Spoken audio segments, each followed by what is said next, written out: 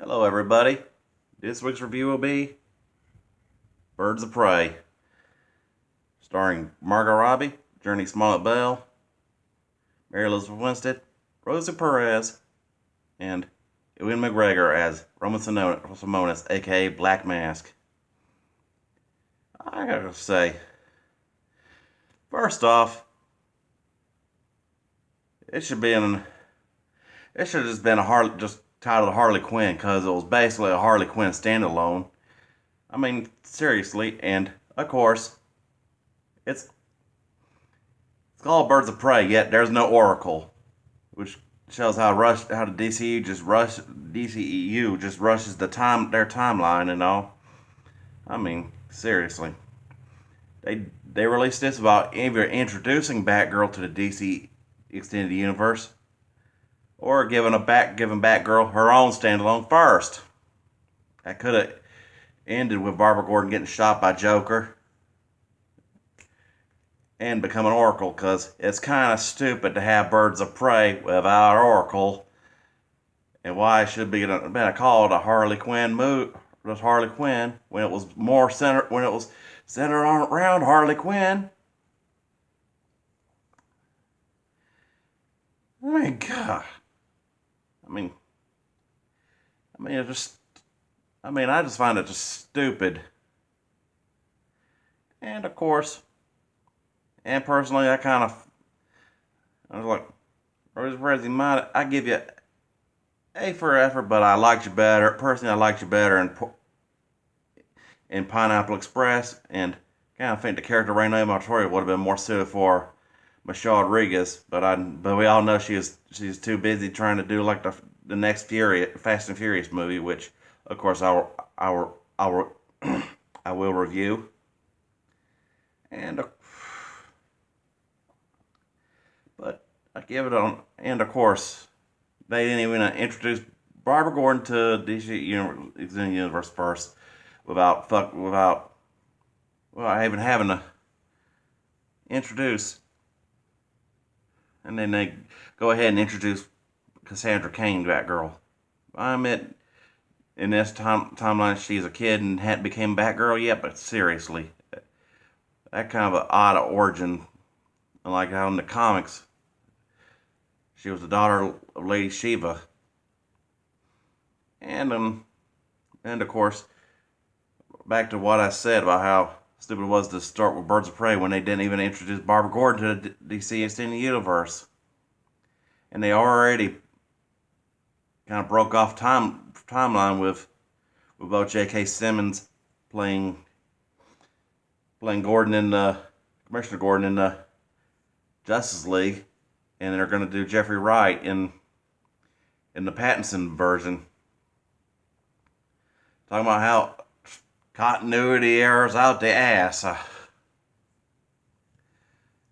of like, is Affleck Moon's going to be no longer canon or anything like that? Because that's just DCU is just a confusing timeline. I mean, unlike the Marvel universe, and that's saying something because I'm more of a DC fan. And of course, it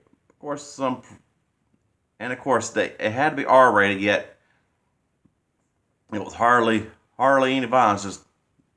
Just only R-rated, just so Harley could just say fuck so many times, like Scarface, which I admit was funny and all. And I admit that, and I give Margot Robbie credit for taking production and all, which explains a lot. And of course, some pros was how Journey Smollett-Bell did it, her own singing in the nightclub, but and all. And Mary Elizabeth Winstead was actually pretty much one good of this movie of playing Huntress and all. And of course,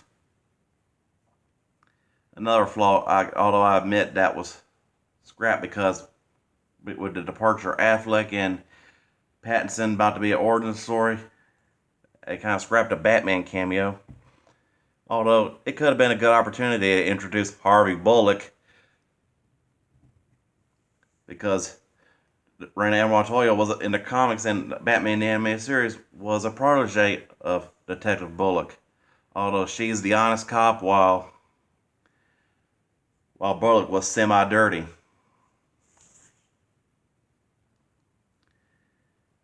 And of course, Ewan McGregor as Black Mask. I gotta say, you're a good actor, Ewan, but if you're gonna seriously wear the, you'd have kept the mask on the whole time, just because I mean seriously, dude, you're supposed to play Black Mask, but yeah, only like the final climactic showdown at the end, you didn't wear the damn mask, and that was just like 5 seconds of it, and definitely not a proper adaptation of an iconic Batman villain. And of course and of course that cheesy scene with where Harley introduces Montoya, Huntress, and Cassandra Cain to one of her former hideouts, and all the guns are missing, and I'm just like, yeah, if you're gonna be R-rated, at least up the body count. Like Huntress and her arrows, crossbows and stuff, that probably was more brutal, the most brutal one in this adaptation. And of course they could have just had. I was like, yeah, Harley, where was those 6 years you had in Suicide Squad? You could have kept those, since we all know Margot really hated hated the costume in the other movie. But seriously, could have that raid on the police precinct deal and the little confetti gun. And I'm just like, you could have just. I know you're trying to be like anti-heroine and all after splitting from the Joker and trying to get all and every other bad guy in Gotham wants to tear you a new one. Oof. I mean, seriously, Harley, you could have packed some heat, and even just did some kneecap shots instead of just confetti and all. I admit, it's supposed to be funny and all, but come on, for an R-rated film, it could have did better. And oh, and I'll give Perez one font was how funny of her wearing that I shaved my balls for this T-shirt throughout the movie. I mean, she did an okay job, but I kind of wanted I personally I did just not one I couldn't see her in as and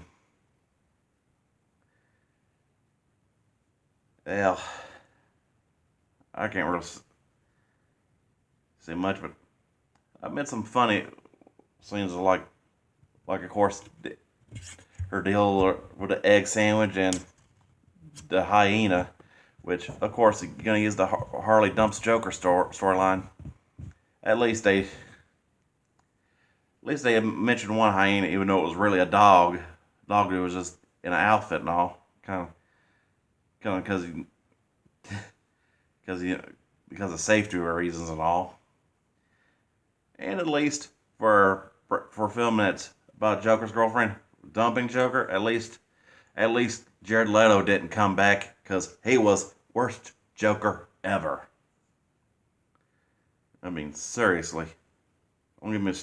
I already did a video on Suicide Squad, so if you're interested. So, but overall, Birds of Prey was just right up there with Justice League on being one of the worst of the DCEU adaptations. And don't worry, I will review Justice League again. I will do a video on Justice League original and whenever the damn Snyder cut comes out, because at least that could be some redemption. And although would have been another flaw was how they didn't even introduce Poison Ivy to the DCEU yet, and they already did the Joker breakup storyline, and that could have been like another one that could have been could have did better with his adaptation of how, like a montage of Harley and Poison, what Ivy doing like a gal pal thing. Although that was more set with little Cassandra Cain in this version, which I've already mentioned. It's how stupid it was just to introduce her yet not introduce Barbara Gordon yet. I mean, especially could have had like plenty of good candidates to play Oracle. Heck, they could have even brought Dina Meyer back from the Birds of Prey series that only got one season. And I'd say that was a lot better than that cheese fest of this Birds of Prey, which is really just a Harley Quinn standalone, which I'll give a 2 out of 5 for it, because I mean, good effort and all, but just could have did better. Action wise, especially when they had the final showdown between Harley and Black Mask, I just swear that scene was just talking about, that would have been an epic way to, I'm saying, sorry, Dolph Lundgren in Direct Contact did it first, and well, that's for another review too. So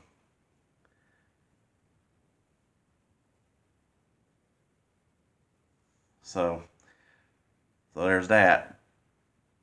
Like I said, Birds of Prey gets a 2 out of 5.